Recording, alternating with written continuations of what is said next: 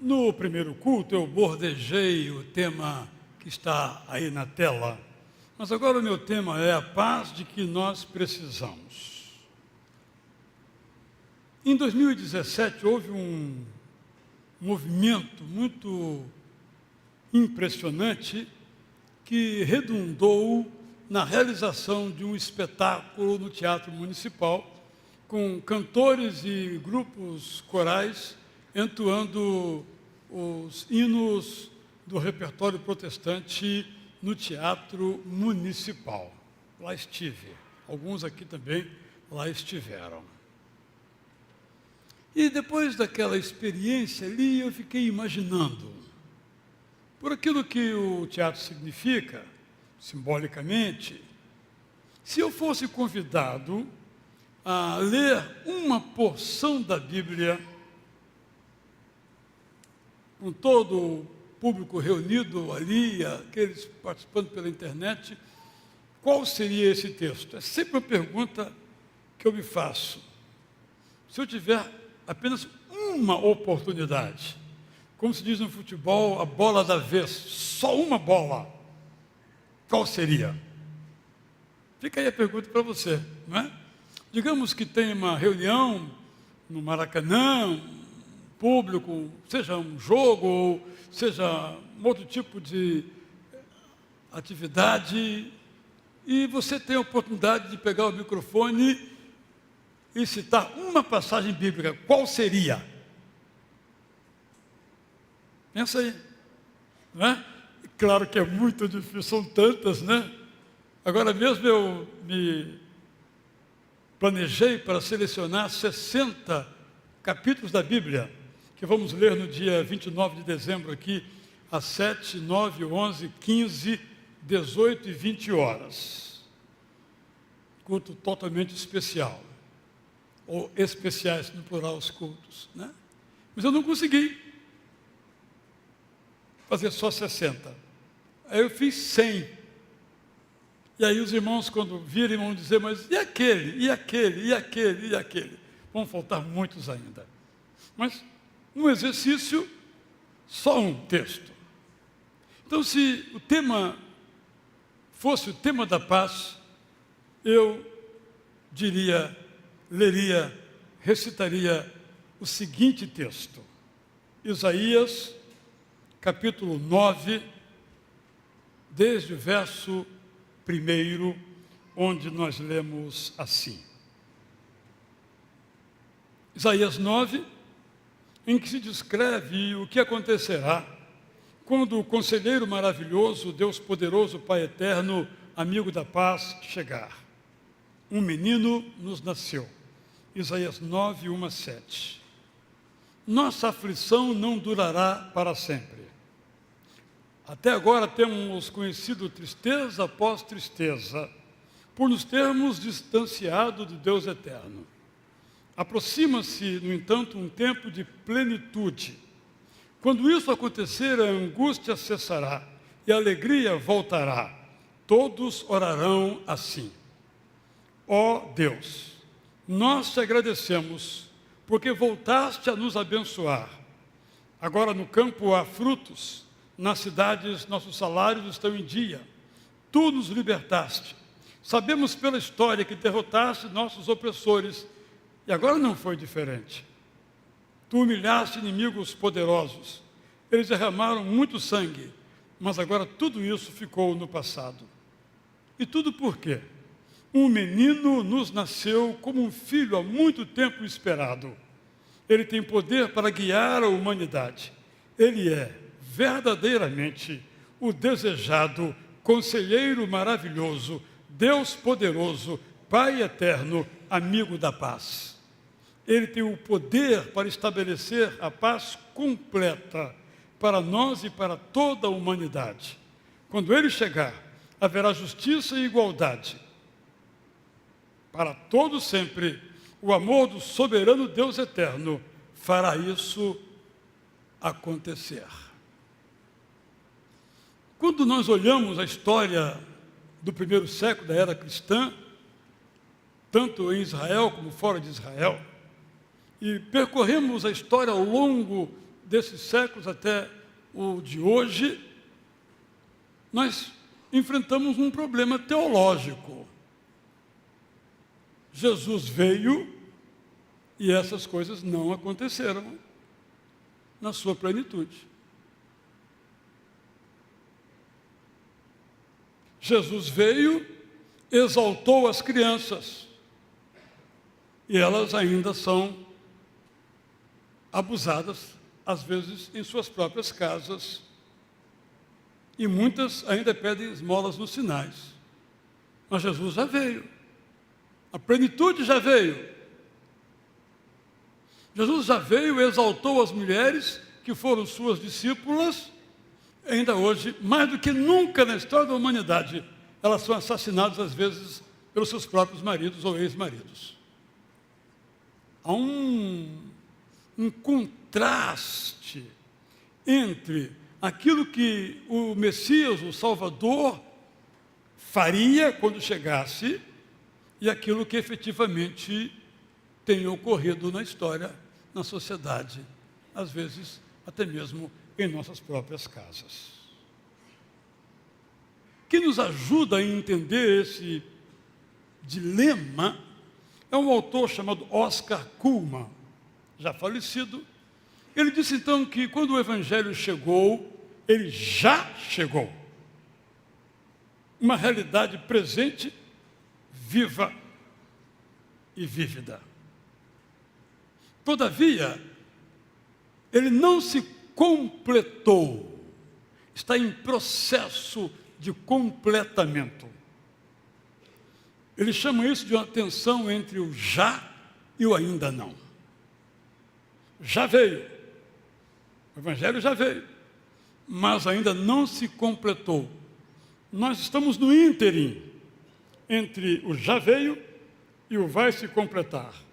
E somos todos chamados a nos envolver na causa desse Evangelho para que ele se complete.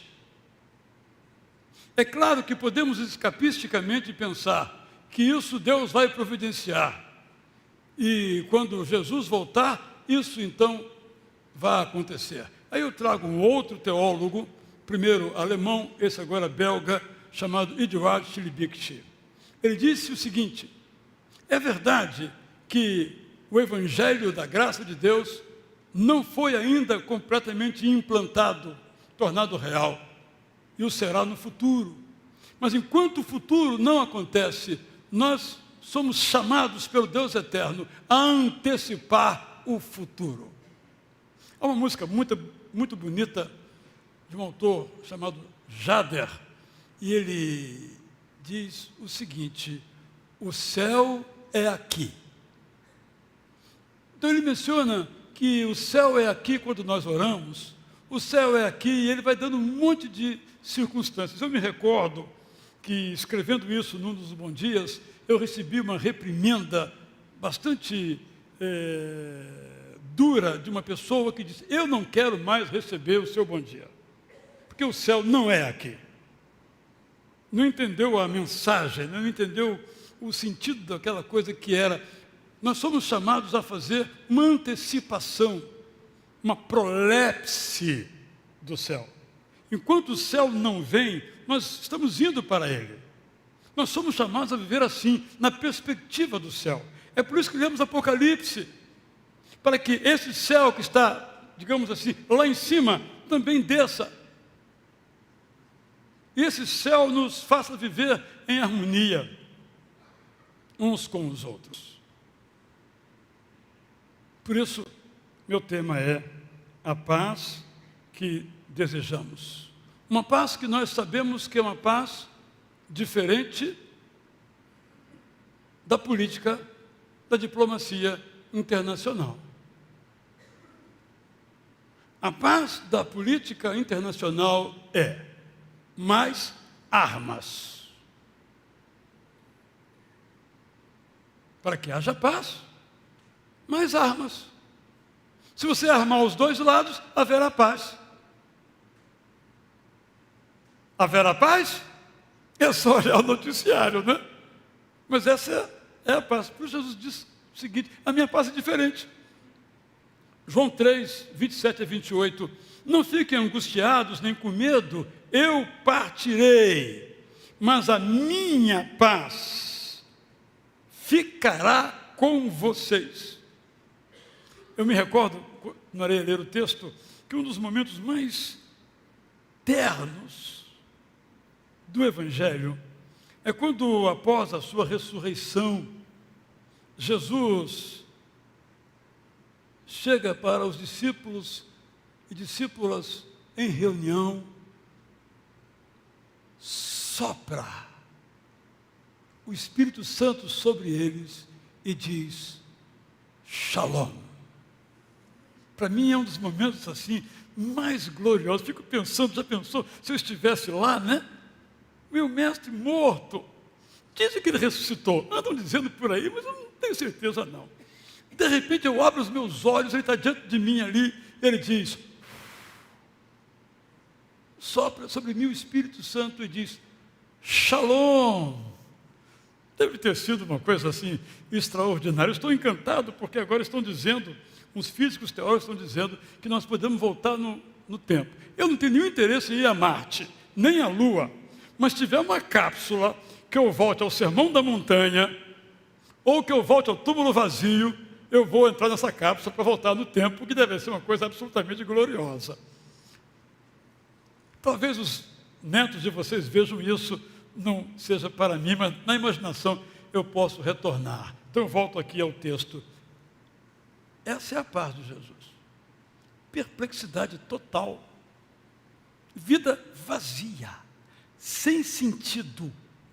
O nosso mestre morreu, acreditamos nele, apostamos todas as nossas fichas nele, largamos nossos empregos, largamos nossas famílias, largamos nossa religião, largamos tudo. Morreu. Acabou. Ele chega e sopra o Espírito Santo e diz, Shalom, paz. Então ele diz, a minha paz ficará com vocês. Não foi só aquele momento que ele soprou e disse, ela ficará com vocês. E ela é completamente diferente da paz que vocês conhecem. A paz de Jesus é primeiramente uma paz espiritual. Efésios 2, 13 a 14. O apóstolo Paulo diz assim, agora, porém, vocês que estavam distantes foram aproximados pelo sangue de Cristo na cruz. Cristo estabeleceu a paz. Ele juntou os crentes do antigo povo de Israel com os crentes de todos os lugares e formou um único povo de crentes. Ao morrer na cruz, Cristo derrubou a parede que nos separava de Deus e uns dos outros. Cristo derrubou a parede entre homens e mulheres. Cristo derrubou a parede entre novos e velhos. Cristo derrubou a parede entre pessoas que pensam igual de pessoas que pensam diferente. Cristo derrubou a parede de pessoas que têm temperamentos mais fortes e temperamentos mais irênicos, mais pacíficos. Cristo derrubou a parede. E nós somos muito bons em fazer o quê? Levantar de novo a parede. Temos muitos pedreiros em nossa casa, muitos pedreiros em nossa igreja, mas nós precisamos de marreta para derrubar as paredes. Nesse sentido é meramente simbólico, nada de marreta, por favor. É só um símbolo para dizer que nós temos que derrubar paredes, porque naturalmente as paredes nascem entre nós. E nós vamos colocando mais tijolo na parede. Porque você é isso e eu sou aquilo. Porque você pensa isso, eu penso isso. E vamos colocando paredes, até não conseguimos olhar do outro lado da parede, que fica mais alta do que nós. E às vezes chamamos isso de fé, chamamos isso de religião, chamamos isso de Cristo. Mas Cristo derrubou a parede. Vocês se lembram dessa imagem riquíssima, não é? Imaginemos que aqui tem uma cortina, está um pouco encoberta, alguns podem ver uma cortina. A imagem que o apóstolo Paulo usa também é esta.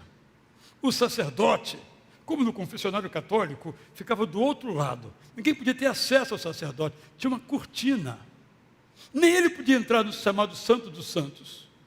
Nem ele. Uma vez por ano ele podia entrar. Porque ali habitava o Deus eterno, simbolizado pelo lugar e pela sacralidade daquele espaço. Diz a Bíblia, então, que quando Jesus morreu, essa cortina que estava no templo e descia do alto até abaixo, separando. Ali não se entra. Se rasgou de alto a baixo, da direita para a esquerda. Eu não posso colocar a cortina que já foi rasgada. Nenhum de nós pode colocar a cortina que já foi rasgada. Não tem mais cortina. Uma cortina rasgada não é uma cortina. Não cumpre o seu efeito. E como é que eu vivo? Como é que nós vivemos? Fazendo barreiras, construindo muros, costurando cortina que já foi rasgada. Eu e você. Essa é a utopia do Evangelho. Contra nossa própria natureza, que é belicosa. Nós somos belicosos. Nós gostamos de competir e vencer e derrubar o outro e, se possível, pá, pisar. Eu não falei que eu ia te derrotar? Que não basta derrotar, tem que humilhar o derrotado. Essa é a nossa natureza.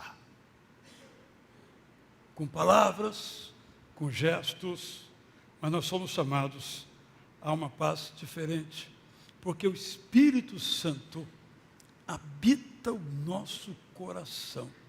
Como fazer disso, não é, Alcini, uma realidade?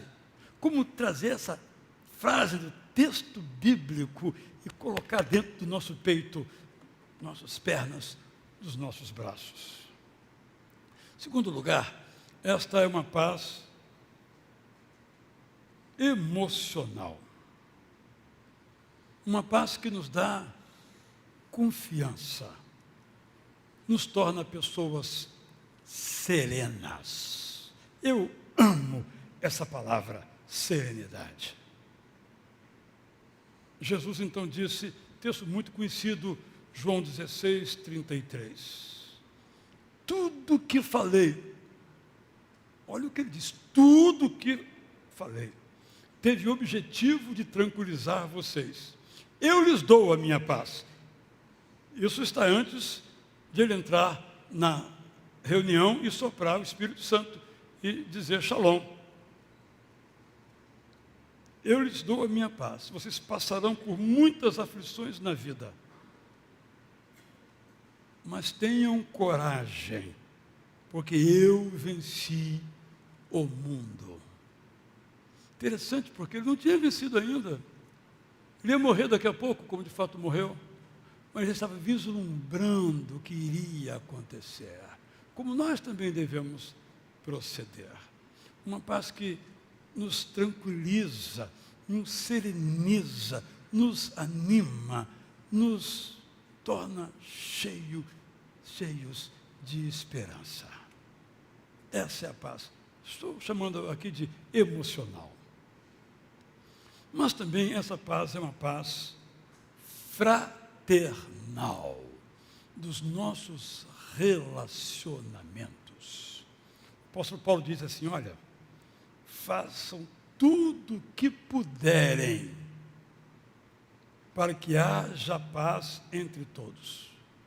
Não façam justiça com as próprias mãos quando os atacarem.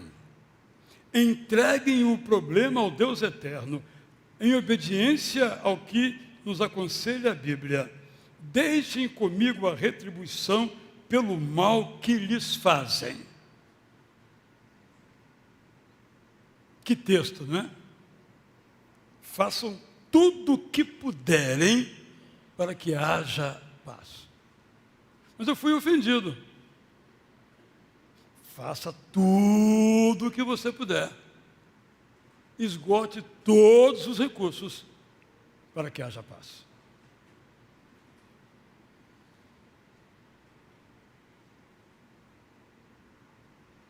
é o nosso compromisso, é a nossa vivência na realidade, no dia a dia, na prática. Eu tenho que me perguntar, eu pergunto a mim mesmo, eu pergunto a você. Nós temos que nos perguntar. Para que haja paz, o apóstolo Paulo continua, não façam justiça com as próprias mãos quando os atacarem. Quem vê futebol, observa o seguinte, além da treta toda de gente que levou um toquinho, disse que quase foi assassinado pelo adversário, essas coisas tristes do futebol, mas alguém fez uma falta nenhuma. O juiz deu o cartão amarelo, fica mais ou menos resolvido. Mas se o juiz não deu o cartão amarelo, você espere que a próxima jogada vai ter vingança. Não pode ficar barato. E aí, saiu amarelo. Mas você não deu para ele.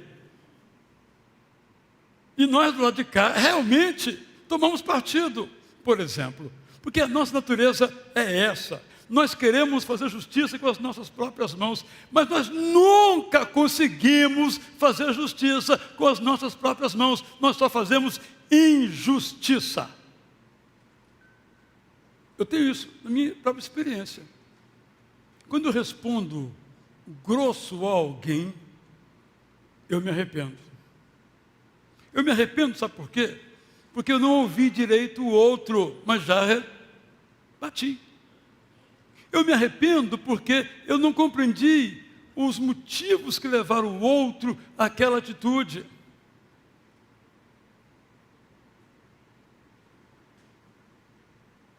Quando nós ouvimos o outro, nos assentamos com o outro, a nossa perspectiva é diferente. Mas eu já reagi, já perdi, embora achando que eu seja o vencedor. É isso que o apóstolo Paulo diz. Deixem, Deuteronômio, ele está citando aqui, 32, 35, deixem comigo a retribuição pelo mal que eles fazem. Mas Deus demora muito. Eu vou agir, não vou esperar.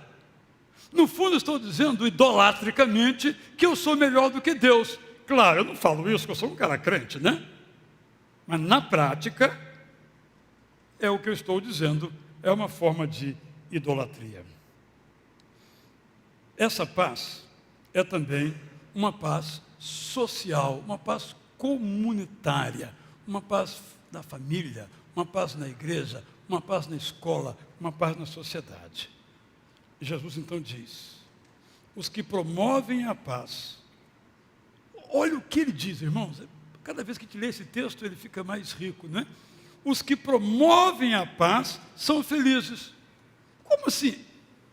Você apanhou e você não reage. Você é feliz? Bom, Jesus disse que sim.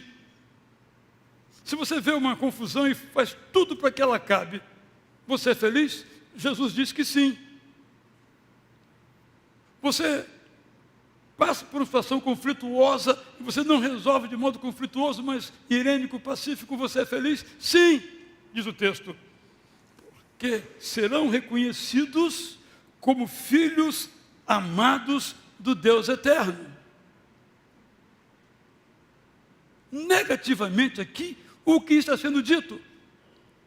Quando eu não promovo a paz, quando eu não trabalho pela paz, quando eu não me empenho pela paz, eu não sou filho de Deus. Pesado, né? Mas como eu sempre gosto de brincar, o que eu posso fazer? Está escrito. Então eu e você, quando eu falo eu e você, não é um eu retórico, eu e você mesmo. Devemos todos nos empenhar em que, como vamos cantar daqui a pouco, no que depender de nós, haja paz. Ou faremos tudo o que estiver ao nosso alcance fazer. Há pessoas que nos veem, fizeram algo conosco e nos pedem perdão. Mas não é sincero. Talvez religioso, para aspas, achar que fica bem com Deus. Você percebeu isso? Aí o que você faz? Deixe de ser hipócrita. É uma atitude. A outra é, muito obrigado, está perdoado, está resolvido. O que a pessoa tinha no seu coração não é problema meu. Eu não tenho controle sobre isso. Eu não tenho controle sobre nada. Nós não temos controle sobre nada. Num dia, Marcos Lima fala comigo, no outro dia, está colocando estente no coração. Num dia, o Sérgio Paulo está numa reunião conosco, no outro dia, está colocando estente no coração.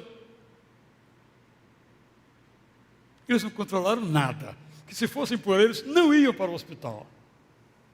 Estão lá contra a sua vontade. Graças a Deus, estão salvos por isso. O que eu quero dizer é que nosso problema é que às vezes nós não descansamos, nós não deixamos Deus agir, nós impedimos que Ele faça a paz, porque queremos nós fazer a paz.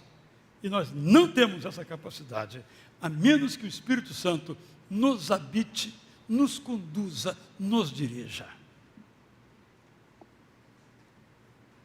Irmãos e irmãs, é um absoluto contrassenso que homens e mulheres de Deus estejam envolvidos em causas bélicas.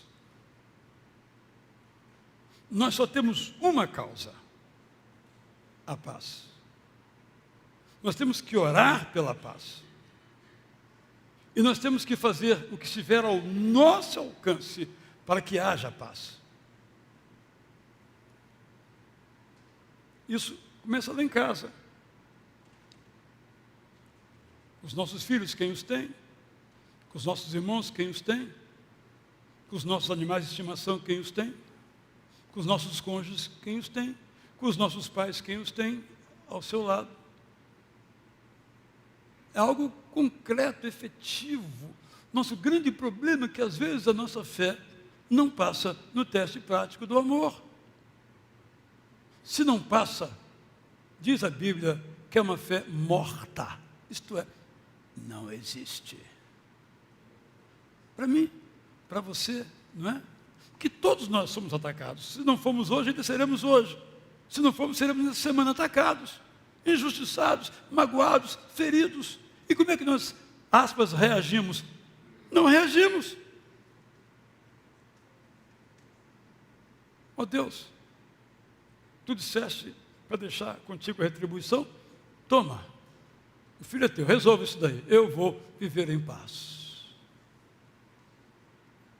Por isso, há quase um milênio, Francisco de Assis nos conclamou, aonde houvesse ódio, que nós levássemos o perdão. Desculpe a expressão, esse é o nosso negócio, irmãos. Perdoar. Esse é o nosso negócio, esse é o nosso produto. Estou usando aqui a palavra figuradamente. Esse é o nosso trabalho, essa é a nossa missão. Não aumentar a confusão, que nem precisa do nosso apoio. Né? Já mencionei aqui algumas vezes, né? Quando nós éramos crianças, tinha uma briguinha de um coleguinha com o outro, e tinha dois grupos. Né? Um grupo é, vamos lá, vamos ver quem é melhor, vamos lá, bate. E o outro precisava separar. Onde é que nós estamos? Em qual grupo? Só pode ser num. Gente, calma, vem cá, vamos conversar. Então, meu propósito é muito simples. Muito simples. No que depende de você, tem havido paz? O Espírito de Natal, sobre o qual tanto falamos, é o Espírito da paz. Paz de Jesus. Paz que vem de Jesus. Paz do jeito de Jesus. O mundo precisa de paz. E Jesus nos convida a sermos amigos, promotores, promulgadores, praticantes dessa paz. Vamos cantar Então, esse compromisso, nós desejamos que haja paz na terra. Como é que iremos além do desejo? Quando você sair daqui, talvez você vá a um restaurante. Talvez. Não é o meu caso, hoje. Domingo não dá tempo. Você chega lá, aí o Bruno também chegou. O Bruno chegou depois de mim, uns 10 minutos. Mas o prato dele veio primeiro. Garçom, vem cá. Por que o prato dele veio primeiro? Bom, quando eu pergunto, senão eu já detono. Não quero mais. Por quê? Eu cheguei primeiro. Como é que o cidadão chega depois e é servido só porque ele tem barba grande? É isso que eu estou dizendo. Eu tenho que dizer, que bom. Bom apetite, daqui a pouco vem o meu. Tão gostoso quanto o seu. Isso é promover a paz. Você, digamos, vai pegar um ônibus, deu sinal, e o sem vergonha não para você. Talvez porque você seja velho e não vai pagar a passagem. Né? Aí, aquelas palavras, as que você falou aqui no culto, todas, você vai dizer para ele, não é verdade? Só que não. Outras palavras. E aí, sermão que você até aplaudiu no seu coração, o pastor hoje estava inspirado, falou sobre a paz. Vai tudo para o espaço, com as palavras que você vai dizer, por causa daquele malvado. É um malvado, fez uma maldade. Você vai promover mais guerra ainda? Ele fez aquilo nesse espírito de guerra, ou vai promover a paz? Tem 2 exemplos de tantos outros possíveis, né? É no real, é no dia a dia, é no concreto da vida, ou na concretitude da existência, que nós somos chamados a promover a paz, que não vem de nós. Eu não sou capaz de promover a paz, mas se o Espírito Santo me dirige, eu sou capacitado a. Vamos então em pé cantar essa oração.